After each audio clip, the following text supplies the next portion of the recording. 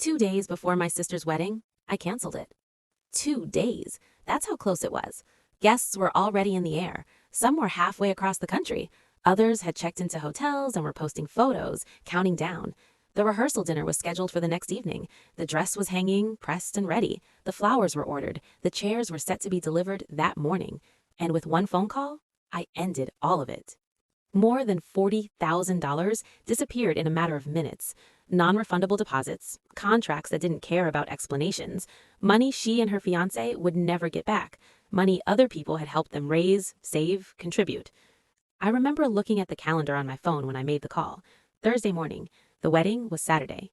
When she realized what I was saying, she started screaming. Not crying at first. Screaming, sharp, panicked, like she was trying to pull the words back out of the air and shove them back into my mouth.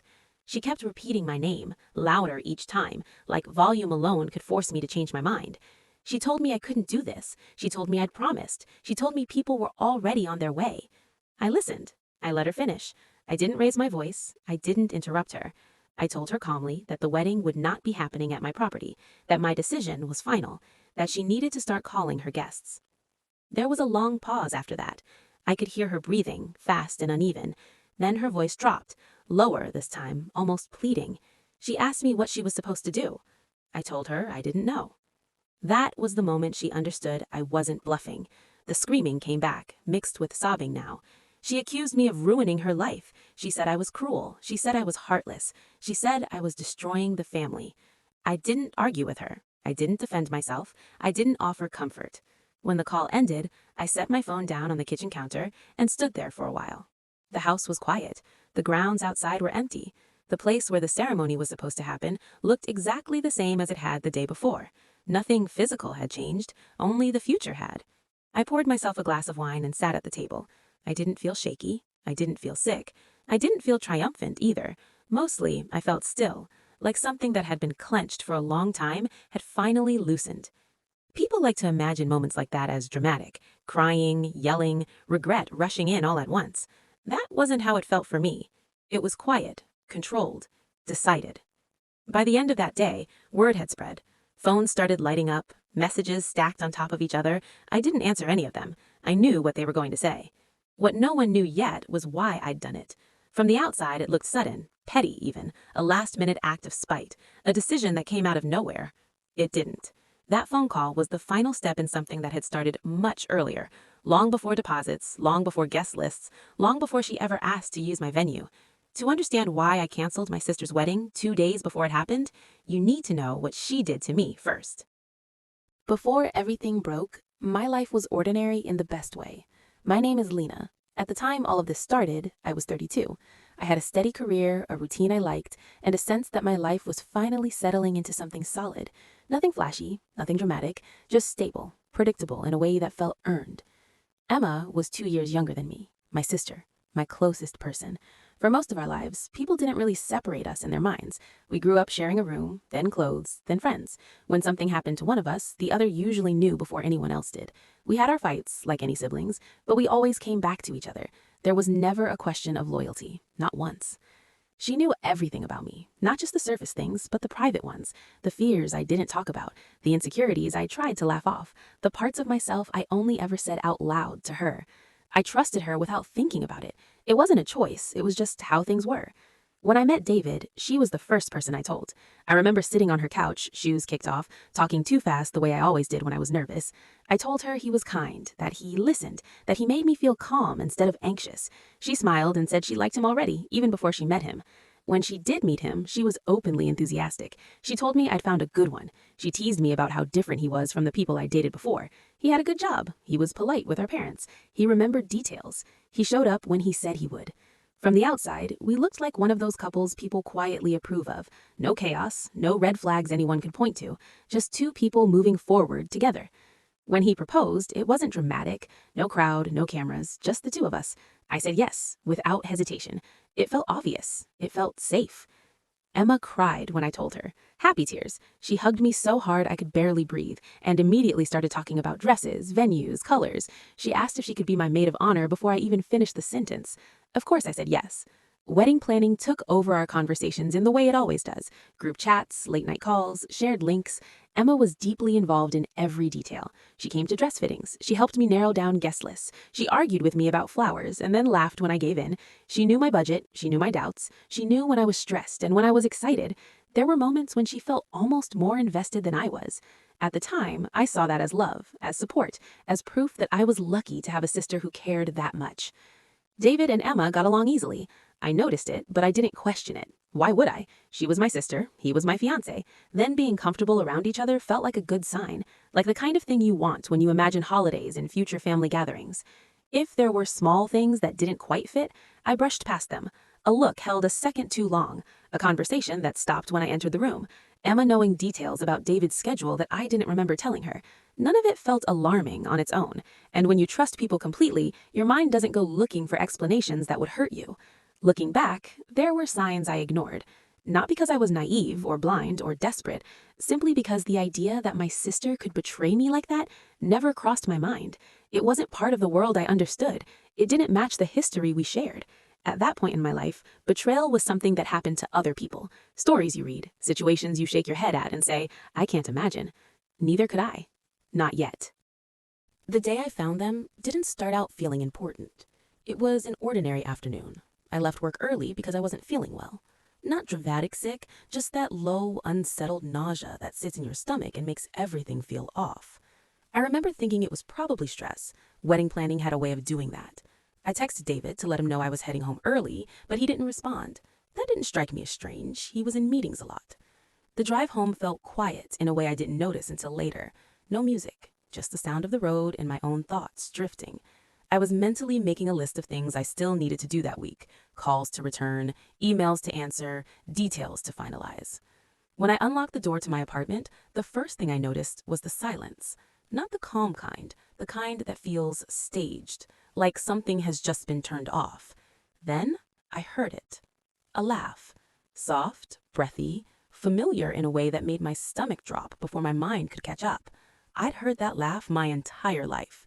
Late nights, childhood jokes, shared secrets. That laugh belonged to my sister. For a moment, I stood perfectly still in the entryway. My hand was still on the door. My purse was hanging from my shoulder. My brain started offering alternatives. Maybe she stopped by. Maybe David was surprising me. Maybe I was mishearing things. But the sound came again, clearer this time, coming from my bedroom. I walked down the hallway slowly. I remember noticing how clean everything looked, how ordinary. The picture frames on the wall, the rug I'd vacuumed that morning. My body felt heavy, like it was moving through water, but my head felt oddly empty. When I pushed the bedroom door open, the scene in front of me didn't register all at once. My mind took it in piece by piece, like it was assembling something it didn't want to see. My bed, the sheets pulled back, David's shirt on the floor, and Emma. She was on my bed with him, bare skin against the comforter I'd picked out months earlier, the one I'd bought because it felt like a small upgrade, something special for the life I was building. She was wearing the lingerie I'd bought for my honeymoon. I recognized it instantly. Pale fabric, lace at the edges, something I'd hidden at the back of my drawer. Emma screamed when she saw me. David went completely still, his face drained of color so fast it was almost impressive. I didn't scream. I didn't cry. I didn't say anything at all. I just stood there. There's this idea that moments like that come with a rush of emotion, anger, panic, heartbreak all at once. That wasn't what happened to me. It was more like my body shut something down to keep me upright. I felt cold, very calm, almost distant, like I was watching something happening to someone else. Emma started talking immediately, apologizing, explaining, saying my name over and over. David followed a few seconds later, stumbling through excuses that didn't form complete sentences. I didn't hear most of it. The words passed through me without sticking. At some point, I sat down on the edge of the dresser because my legs stopped feeling reliable. I asked one question, just one. How long? They both went quiet. Emma looked at David, then back at me. Her face was red and wet and familiar in a way that made everything worse. 6 months, she said. 6 months. I did the math automatically. 6 months meant before the engagement party, before the venue tours, before the dress fittings. It meant during the time she'd been sitting next to me on couches and beds, helping me plan my wedding, listening to me talk about my future with the man she was sleeping with. I asked if that was true. David nodded. He couldn't look at me. Emma started crying harder, saying it hadn't meant to happen, that it started as a mistake, that they didn't know how to stop. She said they never meant to hurt me. She said she still loved me. That was when something inside me finally clicked into place.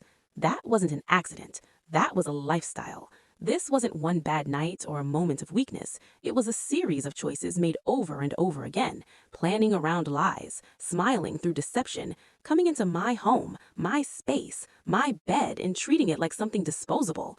I remember asking them both to leave. My voice sounded steady when I said it, almost polite. They hesitated, like they thought there might be a conversation, a closure, a resolution. I repeated myself, louder this time. They got dressed quickly. Emma tried to hug me. I stepped back. David said my name like it still belonged to him. It didn't. When the door closed behind them, the apartment felt impossibly quiet. No laughter, no voices, just the hum of the refrigerator and the sound of my own breathing. I stood there for a long time. I didn't move. I didn't cry. I didn't throw anything. I just let the silence sit. After they left, I stayed where I was. The apartment still smelled like perfume and laundry detergent and something else I didn't want to name. I remember thinking I should open a window, then deciding it didn't matter. None of it mattered in the way it had an hour earlier. That night, I didn't sleep. I sat on the couch with the lights off and replayed everything I could remember from the last 6 months. Conversations, texts, holidays, moments where Emma had hugged me while knowing exactly what she was doing. Moments where David had looked at me and talked about our future while already living a different one. By morning, the shock had worn off enough for something else to take its place. Not anger, not yet. Something colder, more deliberate. I understood very quickly that I had 2 options.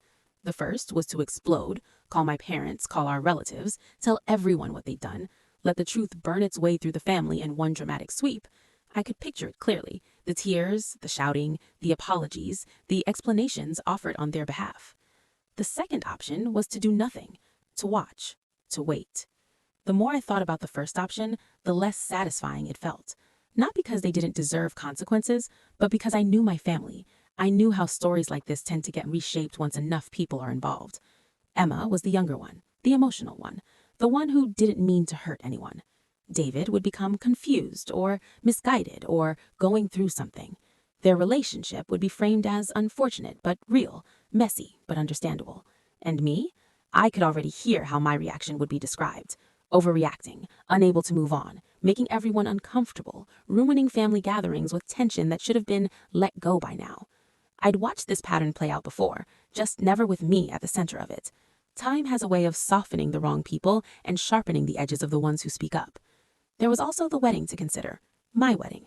Deposits I'd already paid, contracts I'd signed. If I exposed them immediately, the wedding would still be over, the money would still be gone, the embarrassment would still be mine, and on top of that, I'd be navigating a public fallout with everyone watching. They would have been forgiven. I would have been the dramatic one. Once I saw that clearly, the path forward stopped feeling emotional and started feeling practical. So I didn't call anyone. I sent David a single message telling him not to contact me again. Then I blocked his number. I did the same with Emma. Not as a punishment, as a boundary.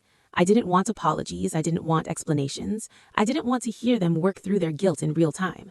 I canceled the wedding quietly. No announcements, no details. When people asked, I said I wasn't ready to get married anymore. That was technically true. I let them fill in the rest themselves. My parents were confused but supportive, and the way people are when they don't have the full picture. Emma played her role well. She showed up with food. She checked in on me. She told people she was worried about me. Watching her do that was harder than the initial discovery. It took effort not to react, not to flinch when she touched my arm. I told myself I was observing, taking space, letting time do what it does. From the outside, it probably looked like I was handling things with grace, like I was choosing the high road, like I was healing. What I was really doing was paying attention. I wanted to see how long it would take before the truth shifted, before what they'd done started to feel smaller in the way people tend to shrink things that make them uncomfortable. And I was curious about something else too. I wanted to see what Emma would do next, because people who can live a lie for 6 months don't usually stop just because they've been caught. They adjust, they reframe, they wait for the moment when it feels safe again. I wasn't planning anything yet, not then, but I was no longer reacting. I was watching. After the wedding was canceled, my life became smaller on purpose. I stopped correcting people. When someone asked what happened, I said it just wasn't right anymore. That I needed time, that I had rushed into things. None of it was a lie, exactly. It just wasn't the full truth. The full truth would have opened doors I wasn't ready to walk through yet. I let the blame settle on me. People are surprisingly comfortable when there's a simple explanation they can accept. Cold feet, stress, fear of commitment. Those were all familiar stories. Easier than betrayal, easier than choosing sides. Emma leaned into that narrative effortlessly. She checked in on me regularly, she brought over meals, she sat with me on the couch and let me talk about therapy and exhaustion and how strange it felt to wake up without a wedding date on the calendar. She listened the way she always had, nodding at the right moments, saying the right things. If she felt guilty, she didn't show it. There were moments when I wondered if she believed her own performance, if she'd rewritten the past so thoroughly that she could sit across from me and think she was being kind. I never asked. I didn't want answers that would complicate what I was doing. I started therapy a few weeks later, not to fix anything specific, but to keep myself from folding inward. It helped to say things out loud to someone who wasn't invested in family harmony, someone who didn't need me to be okay for their own comfort. A couple of months after that, I moved. I didn't announce it in advance. I found a smaller place closer to work and signed the lease quietly. Packing my things felt strange, like dismantling a life that had already ended. I left behind the apartment where everything had happened without ceremony. I didn't take the bed. I didn't want it. From the outside, it probably looked like progress. New place, new routines, therapy, distance from the past. And in some ways it was. But there was another layer to it, one I didn't talk about. I was still watching. I paid attention to what Emma shared and what she didn't, the way her stories changed depending on who was listening, the way she avoided mentioning David directly around me, as if that absence alone was proof of her consideration. Months passed like that. Spring turned into summer, the sharpness of the initial discovery dulled into something more manageable. People stopped checking in as often. The canceled wedding became old news. And then, one evening, Emma called me, sounding nervous in a way I recognized immediately. She talked too fast, asked how I was before I could answer, laughed when there was nothing funny. She said she needed to tell me something, that she hoped I'd understand, that she'd waited as long as she could. I remember sitting on the edge of my new bed, phone pressed to my ear, already knowing what was coming. She said she was seeing someone I knew. I didn't interrupt her. I let the silence stretch longer than was comfortable. When I finally asked who, her voice dropped. She said David's name. I told her I wanted her to be happy. She cried with relief, thanked me, told me how much it meant that I was handling this so well. After we hung up, I sat there for a long time, staring at the wall. I didn't feel angry. I didn't feel surprised. I felt confirmed. I didn't know it then, but she was about to ask me for something huge. Emma didn't wait long after that call. Once the relationship was out in the open, she moved quickly, as if speed itself could turn something wrong into something settled. Within weeks, she brought David to a family dinner. I didn't go. I said I wasn't feeling well. No one pushed. They rarely do when avoidance makes things easier. When the engagement announcement came, it was framed carefully. Emma called me first. She said she wanted me to hear it from her, not through someone else. Her voice shook a little when she told me David had proposed. She paused, waiting for my reaction, bracing for something she thought might still come. I congratulated her. There was a long exhale on the other end of the line, the kind people make when they realize they've been holding their breath without noticing. She thanked me again, said she knew it wasn't easy, said it meant a lot that I was being so mature about everything. The word stayed with me after the call ended. Mature, as if this were a test I'd passed. The rest of the family followed her lead. The engagement was accepted with a cautious enthusiasm at first, then with less caution as time went on. People adjusted. They always do. Once enough time passes, the shape of a story changes. Edges soften. Context gets rewritten. By the time the congratulations started rolling in, it was already being treated as something inevitable, as if this were how things had always been headed. Emma called more often then. She talked about rings and timelines and guest counts. She checked herself sometimes, asking if she was oversharing, apologizing when she thought she'd crossed the line. Each time, I told her it was fine, that I was okay, that she didn't need to tiptoe around me. And then, one afternoon, she asked me if I had a minute to talk. She sounded careful again, polite in a way she never used to be with me. She said she and David had started looking at venues, and nothing felt right. Too small, too generic, too expensive for what it was. There was a pause before she said it. She asked if they could get married at the estate. The property had come to me a few years earlier, after our grandmother passed. 15 acres outside the city. a house that had been in the family for decades, gardens that opened onto a wide stretch of lawn. It wasn't something I talked about often. It was personal, tied up in memories that had nothing to do with weddings. Emma had always loved it. She used to talk about it when we were younger, half joking, saying she'd get married there one day. I'd never taken that seriously. It felt like a childhood fantasy. Now she was asking in earnest. She said it would mean a lot to her, that it would feel like a sign that things were truly okay between us, that it would show everyone we'd moved forward. I didn't answer right away. For a brief moment, there was hesitation, real hesitation. A part of me considered saying no and leaving it at that, drawing a clean boundary, letting the story end quietly. Then I pictured my bed, the sheets pulled back, her voice laughing in my apartment, her hands touching things that were never hers to touch. The hesitation passed. I told her I needed some time to think about it. I let the silence work in my favor again. I asked questions about dates and logistics, about how many people they were expecting. I sounded thoughtful, concerned, careful. A few days later, I called her back and said yes.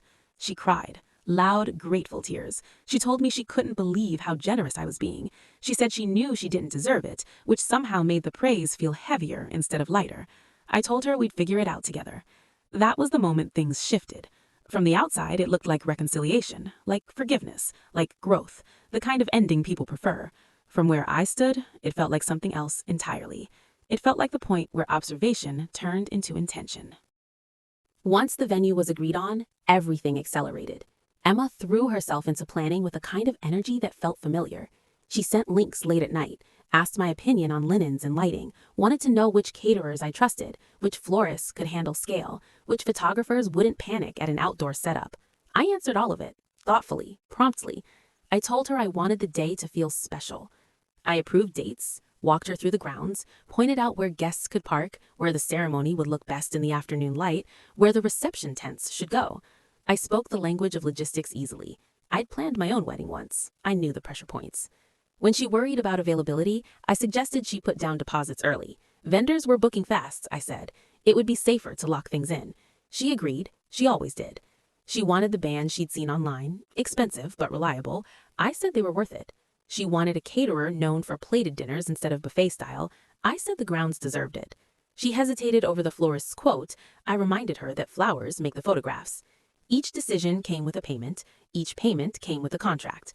Non-refundable, time-bound, binding. The guest list grew steadily. 100, 150, 200. People she hadn't seen in years were suddenly essential. David's family added names. Friends added +1s. I watched the numbers climb and didn't comment. Emma asked if custom invitations would be too much. She found a designer who specialized in textured paper and calligraphy. The price made her pause. I told her it would set the tone, that first impressions matter. She ordered them. Every few weeks, she'd thank me again for letting them use the estate. She said she knew how big a favor it was, that she wouldn't forget it. I nodded and smiled and reminded her to keep receipts organized. As the months passed, the wedding became a fixed point in everyone's calendar. Travel plans were made, hotels booked, dresses ordered. The deposits alone crossed $40,000, not counting what David's family had contributed. I attended the bridal shower, stood in photographs, helped unwrap gifts. When people commented on how close Emma and I seemed, I agreed. Inside, I kept careful track of time. 2 weeks before the wedding, we did the final walkthrough. Tents were measured, tables mapped out, the caterer confirmed headcount, the band asked about power access. Everything had a place. Everything had a plan.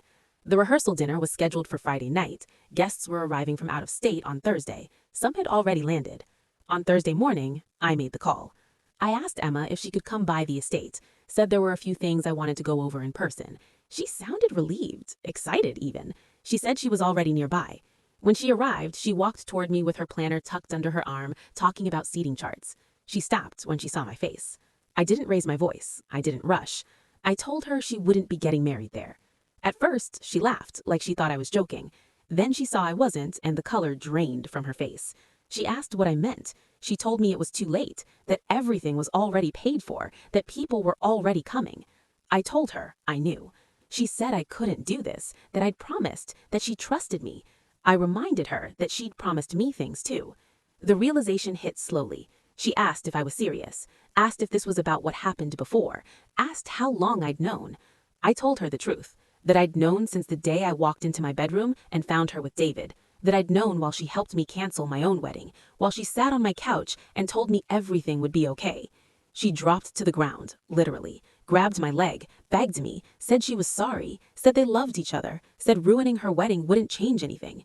I told her she had 48 hours to call 200 guests and explain that the wedding was canceled. When I went inside, I locked the door behind me. I could hear her crying outside for a while, then shouting, then silence. I poured myself a glass of wine and sat at the table. I didn't check my phone. By the end of the day, the fallout had started. My parents called first. My mother was furious. She said I'd gone too far, that this wasn't how family handled things. My father didn't say much at all. He asked me if I was sure. I said yes. The deposits were gone. The vendors kept them. Contracts are very clear about that. Emma and David tried to find another venue. Nothing was available on such short notice. They ended up getting married in a hotel conference room with a fraction of the guests. Some family members stopped speaking to me. Others sent long messages explaining why I was wrong. A few quietly told me they understood, even if they couldn't say it out loud. Emma and David moved away not long after. We haven't spoken since. I'm not proud of what I did. I'm not ashamed either. People still ask me if it was worth it. I don't give them a simple answer, because nothing about what happened was simple. All I know is that the silence that followed felt honest. It's been a few years since all of that happened. Life didn't reset itself overnight. It rarely does. The noise faded slowly. Calls stopped coming in. Opinions settled where they were going to settle. What was left was quieter, more manageable. I'm in a different place now, literally and otherwise. I sold the estate not long after the wedding that never happened. It was too tied to that chapter of my life, and I didn't want to keep explaining why it was still empty. Letting it go felt practical, not emotional. I'm seeing someone new. He knows the outline of what happened, not every detail. I didn't tell the story all at once. I don't think anyone should have to carry that much context, unless they've earned it. What matters is that the relationship feels steady. There's no urgency in it, no performance. That's enough for me. My family exists in fragments now. Some relationships recovered, others didn't. My father and I talk regularly. My mother and I keep things polite, careful. Emma and I don't speak at all.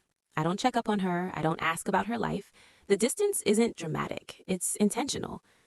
People tend to want a clean ending to stories like this. Forgiveness, reconciliation, a lesson learned that ties everything together neatly.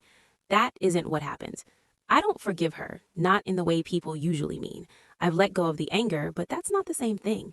Letting go was for me. Forgiveness would have been for her, and I didn't owe her that. Sometimes, late at night, I do revisit the question people ask most often, whether I was wrong, whether I crossed the line, whether what I did was cruel. I don't rush to answer it anymore. I know what she took from me. I know what it cost to rebuild without closure, without apology, without accountability. I also know that what I did didn't fix that loss. It didn't undo anything. It didn't make me whole. What it did was stop the story from being rewritten in a way that erased me. Some people believe family should always come first. Others believe self-respect should. I don't think those ideas always coexist peacefully. At some point, you choose which one you're willing to live without. If you're listening to this, you might already know where you stand, or maybe you're not sure. Maybe you're thinking about how you would have handled it, whether you would have walked away quietly, said everything out loud immediately, or done exactly what I did. I don't need agreement. I don't even need understanding. I'm curious what you think. Was it revenge, or was it justice? Was it about consequences, or did it go too far? Where would you have drawn the line? If you have thoughts, you can leave them. If you want to hear more stories like this, you know what to do. Some people say revenge is wrong, but betrayal without consequences is worse. If you have an opinion, say it in the comments. Was I wrong, or was this justified? If you want more stories like this, subscribe and like the video. It helps the channel and tells me to keep going.